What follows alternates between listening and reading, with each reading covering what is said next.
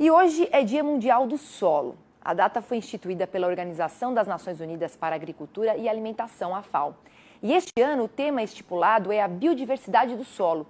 Considerado a pele da terra, o solo é parte fundamental de um dos setores mais importantes do mundo, a agricultura. Segundo a organização, cerca de 95% da produção global depende do solo.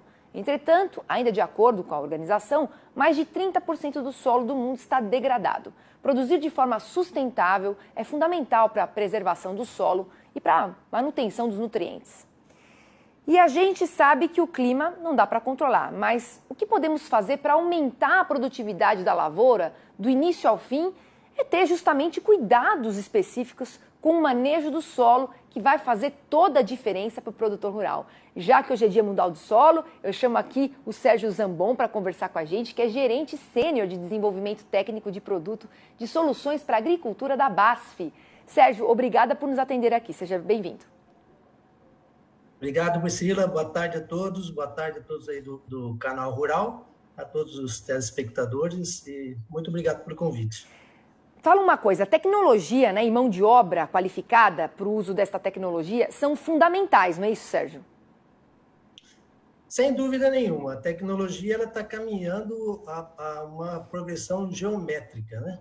Ela está vindo muito rápida. Basta a gente olhar as startups, né? O número de startups que a gente tem, como está crescendo e como a tecnologia está chegando muito mais rápido ao campo.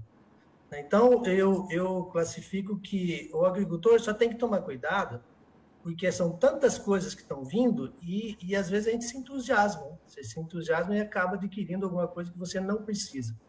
Então, é importante que ele tenha ali o monitoramento da área dele, da fazenda dele, o que realmente se faz necessário, o que realmente está precisando, e adquirir só aquelas tecnologias que ele precisa. Senão a gente vai pelo impulso, né, e acaba comprando alguma coisa que você não usa e fica lá no barracão parado, sem utilidade alguma.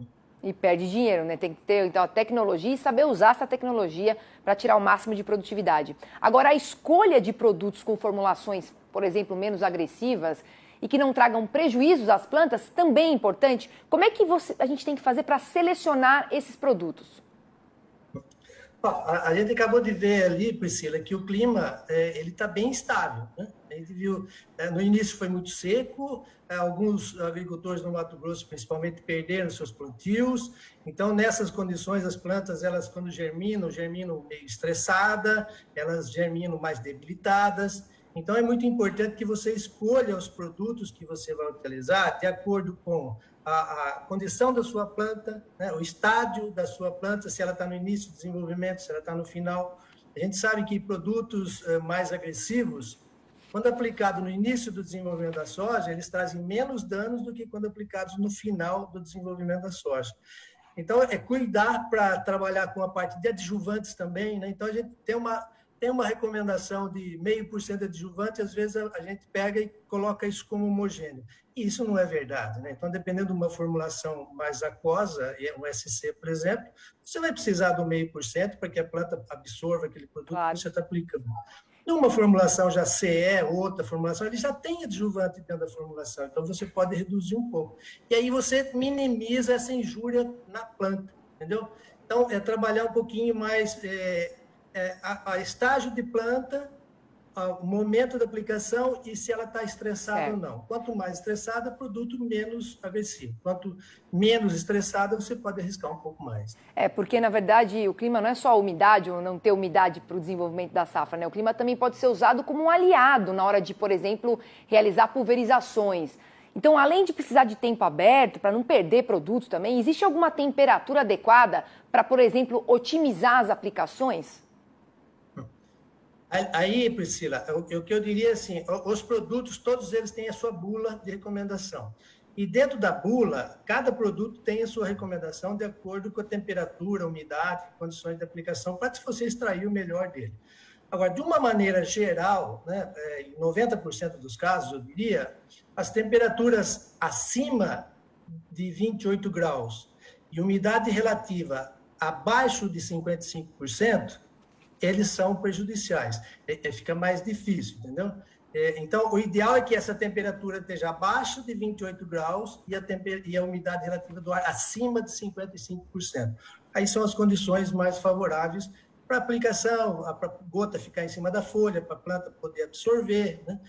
São as condições que você tem menos deriva, né? Menos volatilização.